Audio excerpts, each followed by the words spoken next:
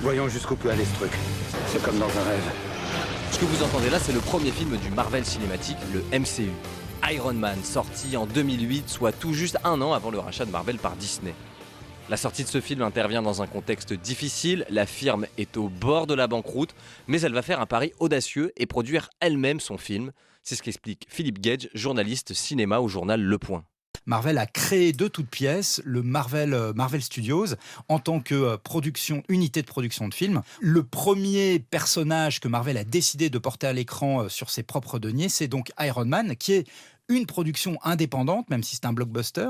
Le contexte de sortie d'Iron Man, c'est ça, c'est-à-dire que c'est le coup de poker de Marvel avec son premier film produit en interne, et il fallait vraiment qu'Iron Man marche, sinon tout le Marvel Cinematic Universe n'aurait probablement jamais existé. Le film rencontre un franc succès, l'interprétation de Robert Downey Jr. en Iron Man est saluée, le MCU est lancé.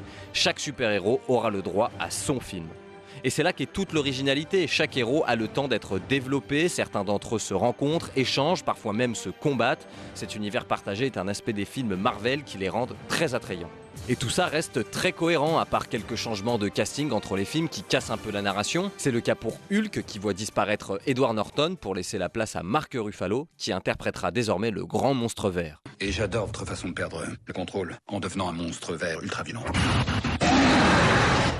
Merci. Mais ce qui fait réellement décoller la licence, c'est ça. Vous êtes en mission, colonel?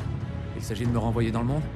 Il s'agit de le sauver. Le premier film Avengers sorti en 2012. Il réunit les héros de la licence qui s'unissent pour combattre un ennemi commun. Le film réunit de grandes vedettes comme Scarlett Johansson, Samuel Jackson, Chris Evans et j'en passe.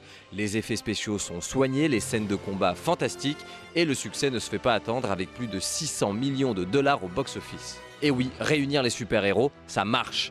L'histoire Marvel continue sans trop de problèmes, le succès est toujours au rendez-vous, mais la consécration finale arrive lors de la sortie d'Avengers Endgame en 2019. Long de 3 heures, ce film clôture l'une des phases du MCU avec le combat final contre le grand méchant Thanos. Je suis désormais inéluctable. Ce 22e film de l'univers Marvel devient le film ayant rapporté les plus importantes recettes de l'histoire du cinéma à l'époque, avec 850 millions de dollars au box-office. Puis vient une période d'accalmie avec des films qui attirent toujours du monde en salle mais font moins l'unanimité que les précédents. Le côté bagarre spectaculaire et la surutilisation d'effets spéciaux ne suffit plus à convaincre les spectateurs. Surtout que maintenant, pour suivre les nouvelles aventures de nos héros, ce n'est plus dans les salles obscures qu'il faut se rendre, mais sur Disney+. La plateforme du géant du divertissement propose séries, films ou dessins animés avec les personnages de Marvel. Seulement voilà, si vous n'avez pas d'abonnement, vous ne pouvez pas suivre. Et comme on l'a dit plus tôt, toutes les productions sont connectées entre elles. Il suffit de rater un film ou une série pour finir par être largué sur l'intrigue.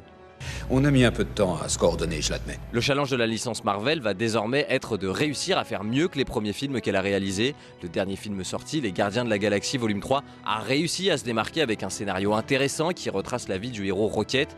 Et une bonne surprise est attendue pour l'année prochaine avec la sortie d'un Deadpool 3, ce qui a déjà mis tous les fans en émoi.